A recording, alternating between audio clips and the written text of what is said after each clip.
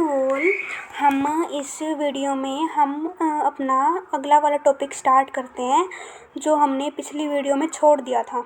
हम आज इस वीडियो में पढ़ेंगे the star formation of planets and our solar system. Okay, हम ये 3 टॉपिक्स इस वीडियो में हम कवर कर देंगे। Okay, so let's start.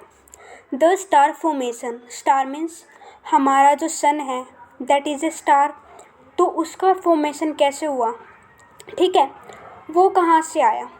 The distribution of matter and energy was not even in the early universe. पहले नहीं था डिस्ट्रीब्यूशन ऑफ जो भी मैटर का, मतलब एटम जो एक्सपेंशन जो हुआ था एटम का, जब वो फूट गया था, जो एक्सप्लोजन हुआ था ना एकदम से जो एटम का, उससे मैटर वगैरह भी इधर उधर बिखरे, एनर्जी इधर उधर भी डिस्ट्रीब्यूट हुई, वो पहले नहीं था। यूनिवर्स बनने से पहले का नहीं था, ये सब बाद में आया है। Okay, these initial density differences gave rise to differences in gravitational forces and it caused the matter to get drawn together. These formed the basis for development of galaxies. देखो, पता है क्या होता है, जब देखो अब एक एटम था, ठीक है, ये एटम था, अब ये एटम था, ठीक है, इसके अंदर जितना भी मैटर वगैरह था, पहले तो इसके अंदर इकट्ठा था इसके अंदर मैटर। तो फिर जब मैटर इसके अंदर जब इकट्ठा था, तो फिर हम इसकी अगर डेंसिटी देखेंगे तो इस पूरे के पूरे एटम की देखेंगे, ना कि अलग अलग मैटर की निकालेंगे, ठीक है। लेकिन जैसे ही वो एक्सप्लोज हुआ मैटर क्या इधर उधर जैसे क्या है, बिखर गया बिल्कुल मैटर। तो फिर अब सबकी क्या है, डेंसिटी अलग अलग हो गई। तो फिर ग्रेविटेशनल फोर्स सबका अलग अलग हो गया, सभी के अंदर जो ग्रेविटी होएगी वो अलग अलग होएगी। तो इस पॉइंट में यही बताया है कि भाई ग्रेविटी अलग अलग होने के कारण ये मैटर क्या है, आपस में क्या है, चिपक गए। और फिर ये किसका काम करते हैं, जो गैलेक्सीज बनती है ना, उसके बेस का काम करते हैं कि भाई गैलेक्सीज भाई ऐसे बनी है, ठीक है। इस पॉइंट में यही बताया कि भाई गैलेक्सीज भाई ऐसे बनी है, ठीक है। A galaxy contain a large number of stars. Galaxy spread over vast distances that are measured in thousands of light years. The diameter of individual galaxies range from 80,000 to 150,000 light years.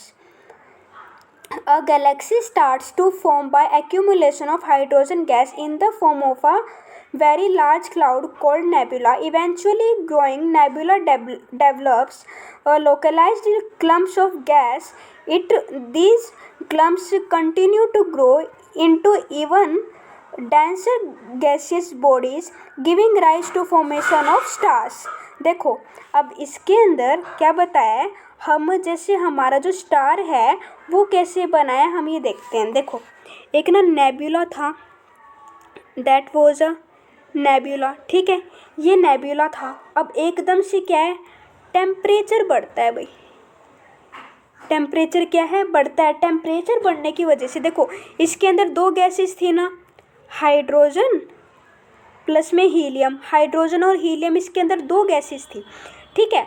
अब temperature बढ़ने के कारण क्या होता है, जो hydrogen है ना वो हीलियम में कन्वर्ट होता है, फिर से हीलियम जो है वो हाइड्रोजन में कन्वर्ट होता है, हाइड्रोजन हीलियम में। तो ऐसे ऐसे क्या है, फिर ये कन्वर्जन होता जाता है, ठीक है। ऐसे ऐसे कन्वर्जन होने के कारण क्या होता है हमारे, उसके बाद जैसे लास्ट में क्या होता है, जैसे हाइड्रोजन पहले हीलियम में कन्वर्ट हो गया, फिर हीलियम हाइड्रोजन में कन्वर्ट हो गया।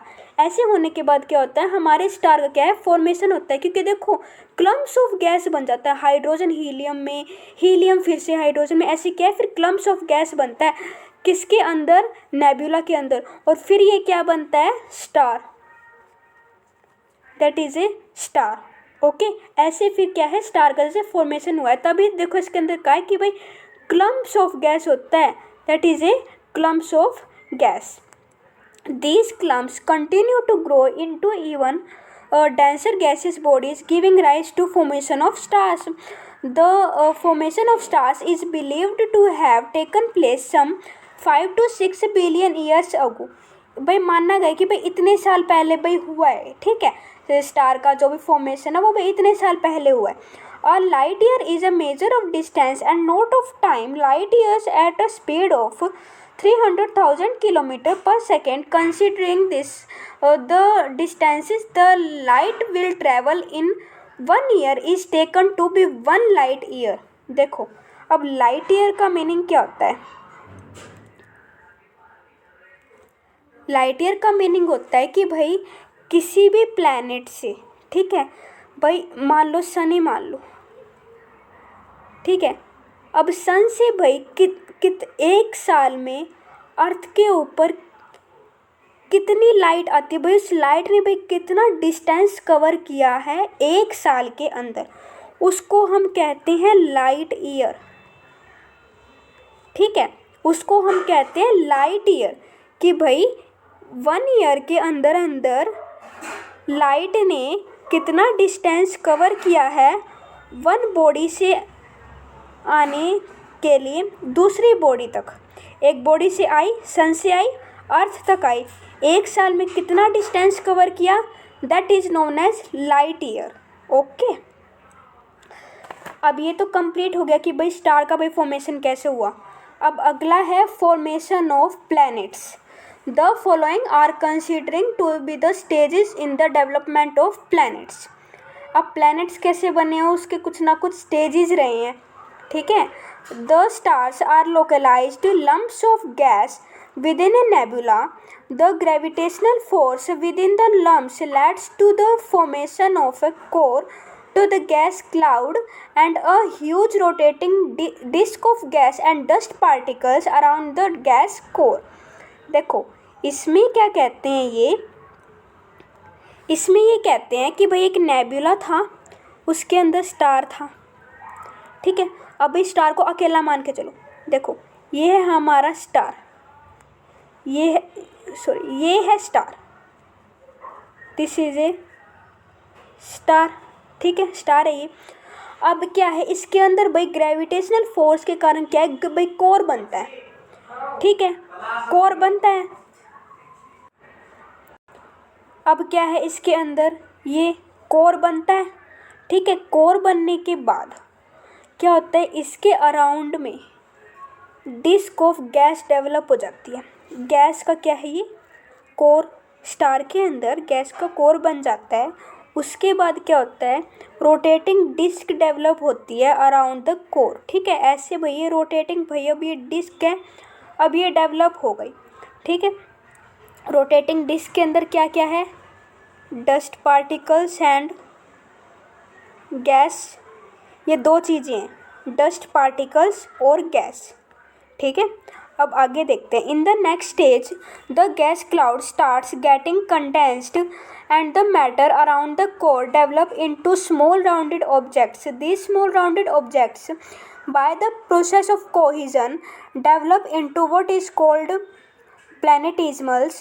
Larger bodies start forming by collision and gravitational attraction causes the material to stick together. Planetesimals are a large number of smaller bodies.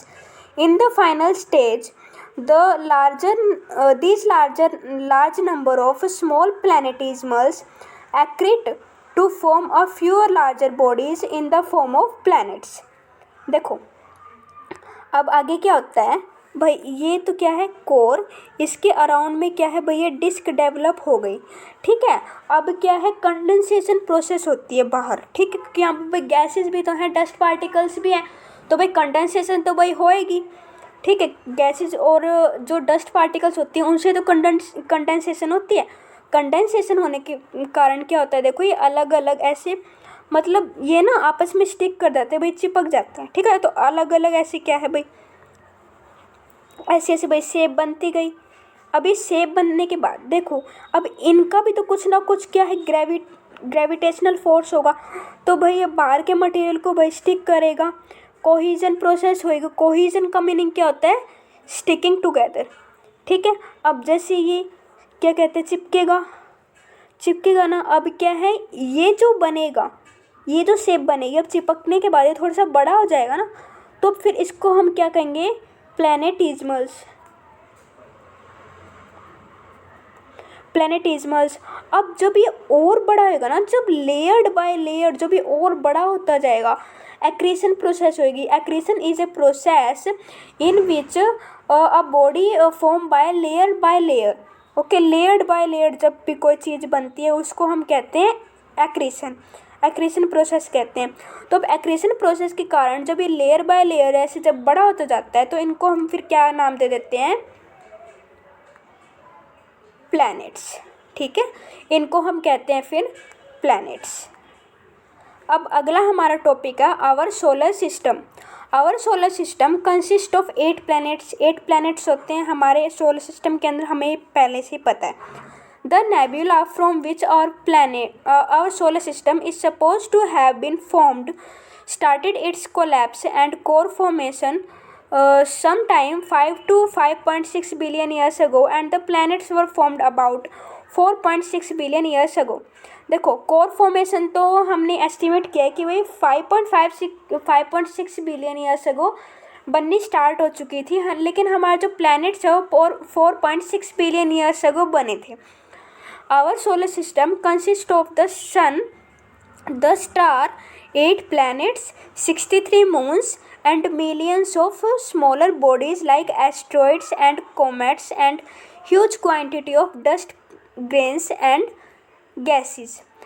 अब इसमें 63 मून्स कहाँ से आए? देखो, हमारी जो अर्थ है ना, अर्थ के पास तो एक ही मून है, इसलिए जब आप अर्थ के ऊपर जब खड़े होकर देखते हो तो आपको लगता है कि भाई एक ही मून होता है, बट अलग अलग प्लैनेट्स में है ना, अलग अलग तरह के अलग अलग प्लैनेट्स में बहुत सारे मून होते हैं। फॉर एग्जांपल जैसे मार्स हो गया, ठीक है, जुपिटर हो गया, उनमें बहुत सारे आपको मून्स मिलेंगे, वहाँ पे बहुत सारे मून्स है। बट हमारी अर्थ पे है ना, हमारी अर्थ के पास एक ही मून है, इसलिए आपको बस एक ही मून दिखाई देता है।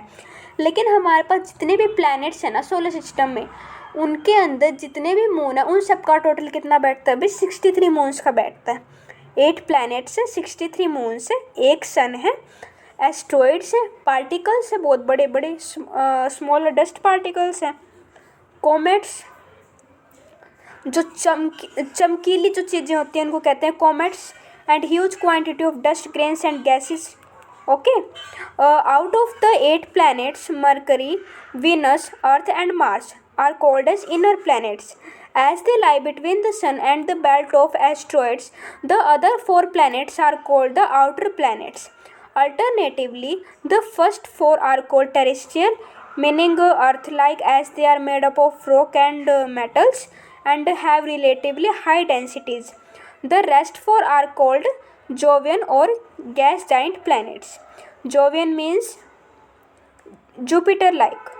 Most of them are much larger than the terrestrial planets and have thick atmosphere, mostly of helium and hydrogen। देखो, अब इसके अंदर क्या एक्सप्लेन किया गया है?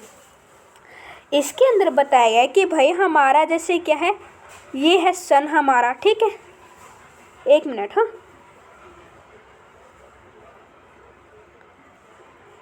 अब ये है हमारा सन, ये क्या है, हमारे छोटे छोटे प्लैनेट, स्टार्टिंग के 4 प्लैनेट। अब ये क्या है, हमारी एक एस्ट्रॉयड की, ये क्या है, एक ये लाइन, एस्ट्रॉयड की लाइन।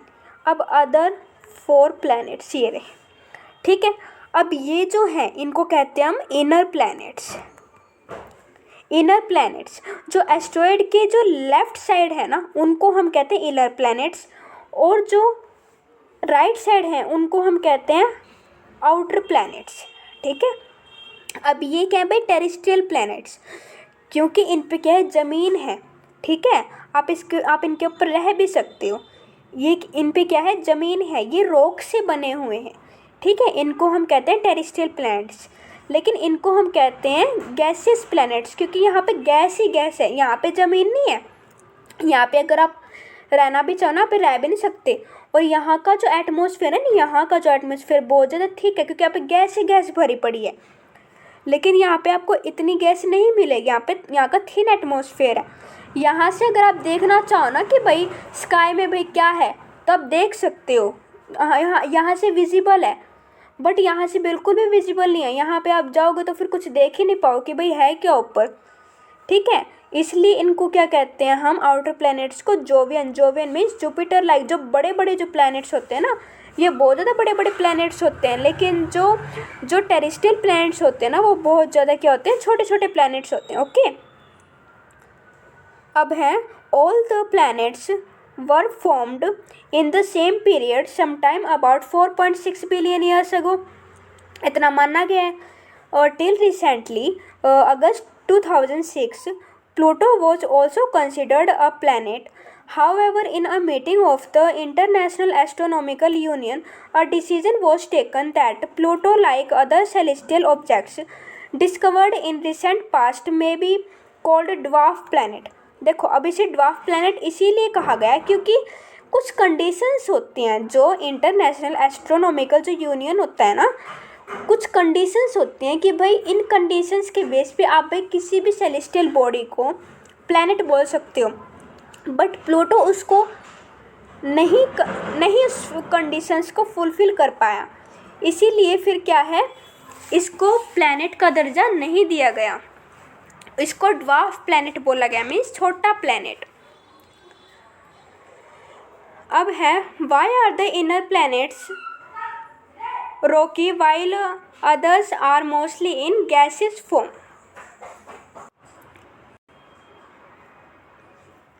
देखो, why are the inner planets rocky while others are mostly in gaseous form? भाई ऐसे क्यों कहा गया है कि भाई कुछ तो भाई rocky है, कुछ gaseous form में है। The difference between terrestrial and Jovian planets can be attributed to the following conditions. कुछ differences हैं इनके अंदर, ठीक है, gaseous planets and terrestrial planets के बीच में। The terrestrial planets were formed in the close vicinity of the parent star where it was too warm for gases to condensed solid particles, and Jovian planets were formed at quite a distant location. देखो, आपको ये चीज़ तो पता है ना कि भाई जो इनर प्लैनेट्स होते हैं वो भाई बहुत ज़्यादा क्या होते हैं, क्लोज होते हैं। ये क्या है, बहुत ज़्यादा क्लोज हैं सन के, ये बहुत ज़्यादा क्लोज है। तो यहाँ पे जितनी भी गैस थी ना, पहले ये भी गैस का बहुत ज़्यादा भरपूर था, यहाँ पे जितनी भी गैस थी ना वो क्या है, कंडेंस होकर सॉलिड पार्टिकल में कन्वर्ट नहीं हो पाई। लेकिन यहाँ पे जो गैस है ना, ये तो बहुत ज़्यादा भाई, आप ये प्लैनेट्स तो भाई बहुत ज़्यादा भाई दूर हैं भाई सन से, ये बहुत ज़्यादा दूर है। तो क्या है, तो फिर ये क्या है, यहाँ पे जितनी भी गैस होगी भाई वो कंडेंस हो जाएगी सॉलिड पार्टिकल में, भाई वो कन्वर्ट हो जाएगी, है ना। लेकिन ये जो है ना, ये वाले जो प्लैनेट, ये भाई कंडेंस नहीं हो पाए, यहाँ की गैस कंडेंस नहीं हो पाई क्योंकि ये क्या है, बहुत ज़्यादा क्लोज हैं सन के। ओके, the solar wind was most intense nearer the sun, so it blew off loads of gas and dust from the terrestrial planets. The solar winds were not all that intense to cause similar removal of gases from the Jovian planets. अब भाई solar wind तो भाई आएंगे भाई सन से, अब inner planets क्या हैं, ज़्यादा क्लोज हैं, तो क्या है, फिर वहाँ की जो गैस है भाई वो तो उड़ गई सोलर विंड के कारण। लेकिन जो आउटर प्लैनेट्स है वहाँ की भाई नहीं गई क्योंकि वो तो बहुत ज़्यादा दूर है भाई सन से, इतना इफेक्ट नहीं पड़ा वहाँ पे।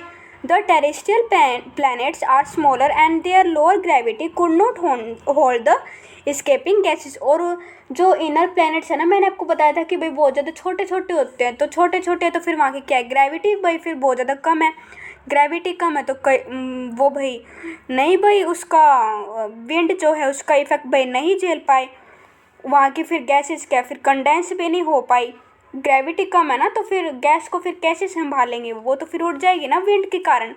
इसमें बात करेगी कि भाई लोअर ग्रेविटी, तो भाई फिर वो नहीं होल्ड कर पाए गैसेस को।